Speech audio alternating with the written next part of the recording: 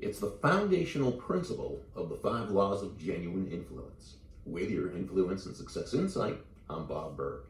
The sages asked, who is mighty? And answered, that person who can control their own emotions and make of an enemy, or of a potential enemy, a friend.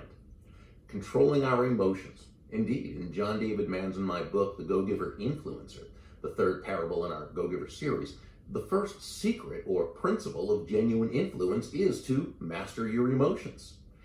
This is really where it all begins, because let's face it, it's only when we're in control of our own emotions, in control of ourselves, that we're even in a position to take a potentially negative situation or person and turn it into a win for everyone involved. We all know this, yet how often do we allow someone, based on what they say or do, to maybe push our emotional hot buttons, and we make ourselves frustrated, or we feel helpless, or like a victim, or impatient, or angry, and we say or do something totally counterproductive to the results we desire. If we know better, then why do we do this? And the answer is because we're human. And as human beings, we are emotional creatures. It's simply how we're built.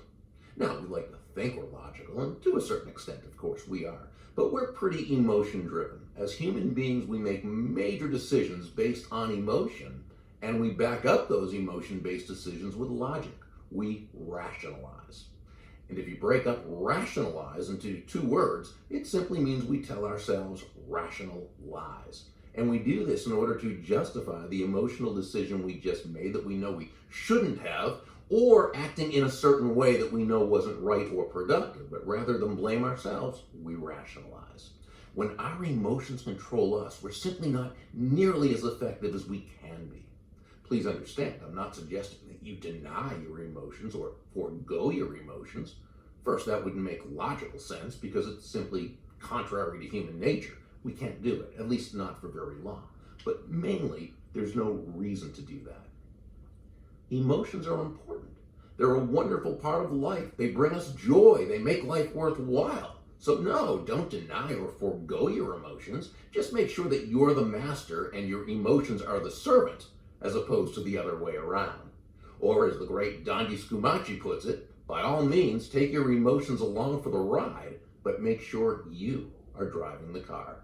You're at the wheel. Your emotions are in the passenger seat, safety belt securely fastened.